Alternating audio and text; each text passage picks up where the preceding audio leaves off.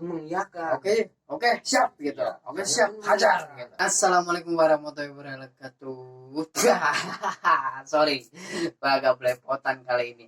Assalamualaikum warahmatullahi wabarakatuh. Kembali lagi di cerita malam dengan saya, Mr. Gondes Gondrong Desa.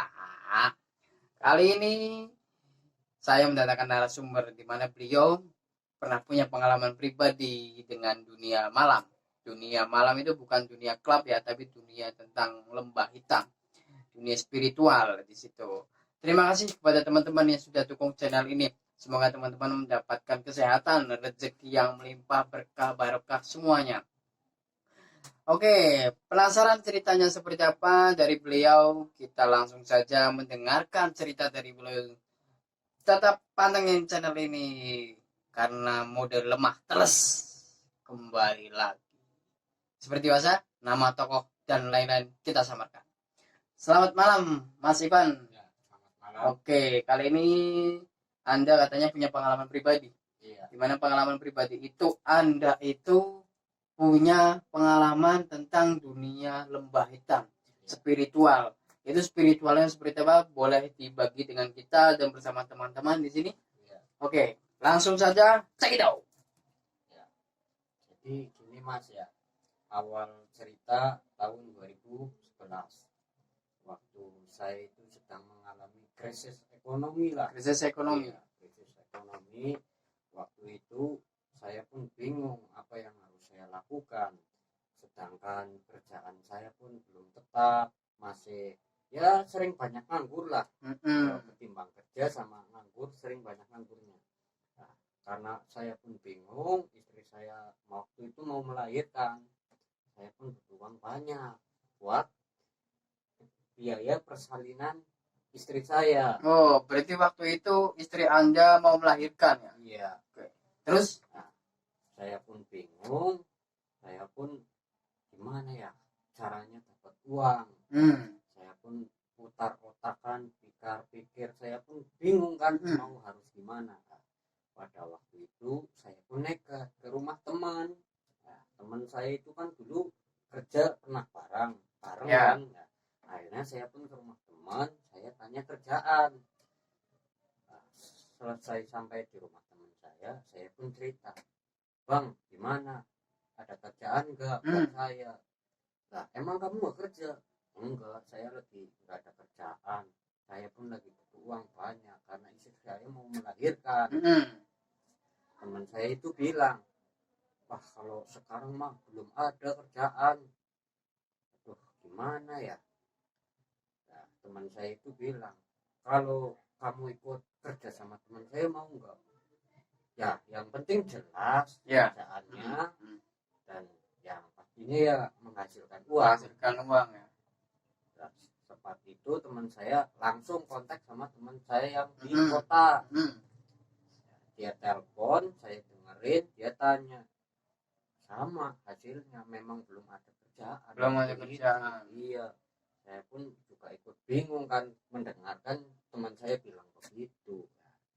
Pada akhirnya kita ngobrol lama-lama, nah teman saya itu bilang, ah gini aja, kalau kamu saya anterin ke rumah orang pintar mau nggak? Lah saya tanya kan, suruh ngapain saya ke situ? Ya. Apa saya suruh pesugihan atau suruh ngepet atau apa? Enggak, nanti kamu saya ceritain aja di nanti situ. bakal tahu sendiri Iya, ketika sudah bakal sampai tahu di tempat sendiri. orang pintar itu. Iya. Setelah itu saya bercakap-cakap itu malam hari sama teman saya pun pulang. Saya pulang, besok kita berangkat ke rumah orang pintar itu. Iya. Besok paginya saya ke rumah teman saya lagi, saya pun berangkat ke rumah orang pintar itu. Perjalanannya jauh di situ. Kalau perjalanan ya nggak jauh banget, nggak jauh banget, masih kira-kira, tapi udah beda kabupaten di situ ya. Iya. Beda lokasi di situ ya. Kira-kira ya hampir 1 jam lah 1 sampai jam. tempat orang pintar itu. Oke. Kita sebut lokasi Purbalingga lah ya. Iya. Purbalingga lah ya. Iya. Saya ke situ berangkat sama teman saya. Udah sampai kan di rumah orang pintar itu. Nah, teman saya langsung ngobrol sama orangnya, orang pintar itu. Mbah, ini mbak saya bawa teman, kata teman saya. Iya gimana? Nah, teman saya langsung menceritakan apa yang saya alami. Gini mbak, teman saya ini kan katanya Kayak sedang krisis ekonomi ya, sedang krisis ekonomi, dia butuh uang banyak. Lah saya dengar kemarin kata teman saya, mbak ini ada uang sejenis uang debit. Oke. Itu gimana mbak? Oh. Teman saya ini tertarik mau Oke. ikut pesugihan uang tersebut. Ya. Iya.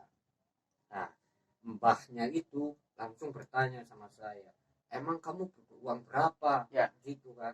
Saya bilang, ya kalau masalah uang yang saya butuhkan banyak mbak. Sekarang saya sedang istri saya mau melahirkan, mau buat ini buat itu, banyak lah yang saya butuhkan. Ya. Udah lah, kamu gimana, sanggup nggak nanti resikonya? Emang resikonya apa mbak? Kata si dukun itu dia itu punya catatan bahwa kamu mau dengan satu cara, dengan cara dari saya, kata orang benar itu katanya mungkin ya. Kemudian tapi harus terima resiko di situ. Resikonya seperti apa kita nggak tahu karena beliau sendiri pelakunya gitu. Oke lanjut, nggak apa-apa. Setelah orang pintar itu tanya lagi kan, ya, kamu siap nggak untuk resikonya? Saya siap mbak. Yang penting satu mbak, jangan sampai saya ditumbalkan sama keluarga saya, istri saya atau anak saya. Kalau bisa tumbal saya aja udah nggak apa-apa, nggak masalah. Di saat Anda itu konteks dengan orang pintar itu, ya, dengan orang pintar tersebut, Anda tanya nggak resikonya apa atau bagaimana atau seperti apa, itu Anda tanya nggak? Ya saya tanya. Tapi dijawab nggak sama orang pintar itu? Ya pertama dijawab. Cuman si orang pintar itu kan cuman jawab gini, ya sebenarnya kalau masalah resiko ini nggak ada sangkut paut sama keluarga ya, sama tumbal itu nggak ada. Kata orang pintar itu memang nggak ada tumbalnya. Lantas saya pun karena berpikiran, karena saya pun memang butuh uang, saya pun mengiyakan. Oke, siap gitu. Siap, hajar gitu. Terus ya udah kalau kamu siap, saya ritualkan. Nah, orang pintar tersebut masuk ke kamar untuk meritualkan uang tersebut. Saya sama teman saya nunggu di luar, saya duduk nungguin, hampir kurang lebih 1 jam. Nah, orang pintar itu keluar lagi. Langsung saya ditanya, ini mas, uang sudah saya ritualkan, mas saya kasih uang 100.000. Nah, saya tanya, uang tersebut buat apa mbak? Yang sedangkan saya butuhkan itu lebih dari 100.000. Kita lanjut lagi. Udah gini aja, saya kasih saran, uang 100.000 ini nanti kamu buat beli ke warung-warung, nanti itu menjadi banyak. Kata orang pintar itu. Masa mbak? Saya kan tanya lagi, loh kok bisa mbak? Ya udah kamu lakuin aja, karena itu sudah saya ritualkan, kata orang pintar itu. Ya udahlah, saya sudah berbincang-bincang sama orang pintar tersebut. Saya pun sama teman saya pulang ke rumah masing-masing. Ya setelah saya pulang, saya pun di rumah merenung, kok bisa uang 100.000 bisa menjadi banyak, gimana ceritanya? Kemudian Anda membuktikan uang tersebut sesuai dengan anjuran dari orang spiritual itu. Sampai di rumah saya merenung sambil lihat-liatin tuh, saya bolak-balik uangnya. Kok bisa uang segini jadi banyak? Saking penasaran, besok paginya saya pun mencoba pakai uang tersebut buat beli rokok 1 bungkus.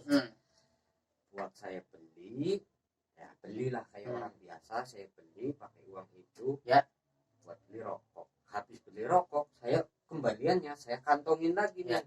Saya kantongin, udah saya pulang dulu kan, saya isep dulu rokoknya. Nah, sambil saya ambil kembaliannya yang di kantong. Saya hitung, emang betul itu uang menjadi banyak. Yang seharusnya katakanlah contoh kembalian itu rokok harganya 25.000. Kembalinya kan 75. Ternyata ketika Anda sampai di rumah, uang tersebut bukan 75, tapi bentuk ratusan. ada yang ratusan, ada yang recehan, itu banyak. Memang bukan kembalian umum 75 ya. Bukan. Gitu. Saya pun terheran-heran di situ. Kok bisa, apa ini uang gimana? Tapi saya nggak mikir ke sana-sana. Memang yang saya butuhkan waktu itu uang. Udah, uang saya taruh. Ya. Besok paginya saya buat beli lagi kan. Semakin banyak saya buat beli. Nah, pada akhirnya beli ke warung terakhir ini saya beli, kalau nggak salah beli apa ya, beli minuman dingin. Kok saya rasa-rasa saku ini semakin ini ya, apa semakin tebel. Apa ini uang sudah mulai banyak. Saya pun ke tepi ke tempat yang sepi nih. Saya hitung, ternyata benar itu uang menjadi banyak. Ya kan, uang menjadi banyak. Saya pun semakin bingung di situ. Kok bisa ya? Udahlah, nggak usah mikirin yang aneh-aneh. Saya pun pulang lagi, uang saya taruh lagi sama uang yang kemarin kan. Saya taruh. Saya belum melihat istri nih kalau saya melakukan hal yang seperti itu. Terus selang berapa hari, berarti 1 minggu, saya pun mulai banyak masalah. Masalah datang ke Anda ya. Masalah mulai datang. Istri saya pun semakin bingung, kok mas kerja apa sih, kok bisa cuma 1 minggu menghasilkan uang segini banyaknya. Terus itu kan, udahlah kamu nggak usah banyak tanya kamu lah, yang penting kamu tak kasih uang gitu. Yang penting kamu saya kasih uang. Terus sempat itu ya, saya pun mulai banyak masalah, mulai dari masalah kecil, masalah keluarga, cekcok sama istri, kan. Saya pun mulai merasakan tidurnya itu nggak enak.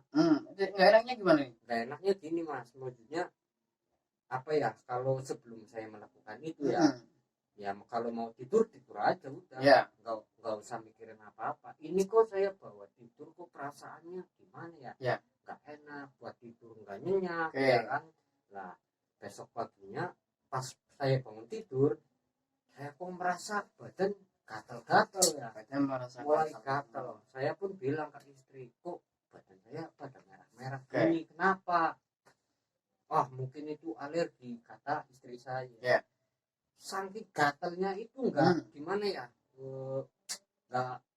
nggak masuk di akal lah. Kalau menurut saya itu gatal yang luar biasa. Dan Anda sempat berobat nggak? Gitu. Saya kan tanya sama istri gitu kan. Nah, istri saya bilang, udah coba ke puskesmas aja atau ke dokter mana ya, gitu ya. Iya, suruh diperiksain itu gimana, katanya gatal yang kenapa kan gitu. Nah, siangnya saya ke puskesmas sama istri.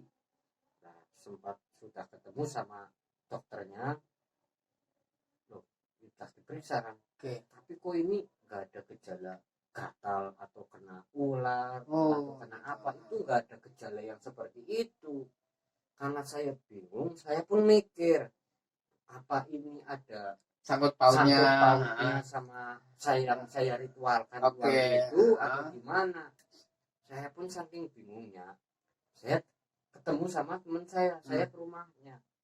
Mas, kok gini mas ya yang saya rasakan, badan penuh gatal gitu ya. Emang apa yang kamu rasakan? Saya merasakan gatal, terus di samping itu saya sama istri kok sering banyak masalah. Masalahnya itu datang terus. Gitu gimana? Saya kurang tahu, kata teman saya. Nah, saya tanya lagi, udah mas, tolong saya anterin ke rumah orang pintar tersebut lagi. Ya udah, kalau kamu pengen saya anterin, ya udah saya anterin. Nah, sempat langsung saya anterin ke rumah orang pintar itu. Nah, di rumah orang pintar itu saya duduk sambil nunggu kan, katanya kan ada tamu nih. Udah, saya duduk di depan rumahnya. Setelah orang itu tamunya pergi, saya masuk sama teman saya. Teman saya yang bilang, "Mbah, kok ini teman saya merasakan gatal-gatal yang luar biasa," katanya, Mbak. Itu gimana, Mbak? Apa ada sangkut pautnya sama apa yang diritualkan teman saya? Ya, si Mbak itu baru bilang, ya memang uang tersebut sudah saya ritualkan, memang nggak ada tumbalnya, Mbak. Lah lantas yang dirasakan teman saya itu apa, Mbak? Ya itu resikonya. Oh, itu resiko. Iya, Oh, itu berarti resikonya. dari awal orang pintar, yang penting kamu mau dengan resiko yang sudah dialami ya kan Iya, gitu. ya saya alami itu kan gatal-gatal. Orang pintarnya itu tanya, udah nggak apa-apa cuma gatal aja lah. Terus ini sembuhnya pakai apa, Mbak? Kan saya tanya. Ya nanti kalau selang sudah ke 3 bulan, gatal kamu bakal hilang. Oh gitu. Karena sudah saya apa ya namanya ritualkan itu cuma 3 bulan 3 bulan aja. saja. Iya. Tapi sebelum 3 bulan Anda sudah nggak kuat.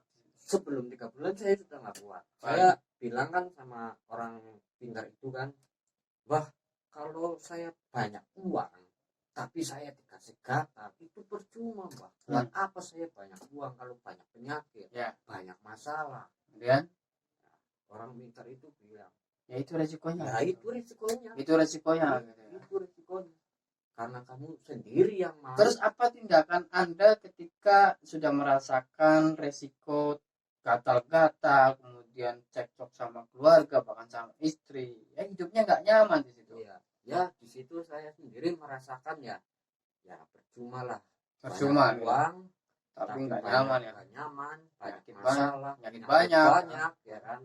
Yang akhirnya saya pun memberanikan diri untuk bilang sama orang pintar itu, udah malah saya sampai di sini aja. Oh gitu.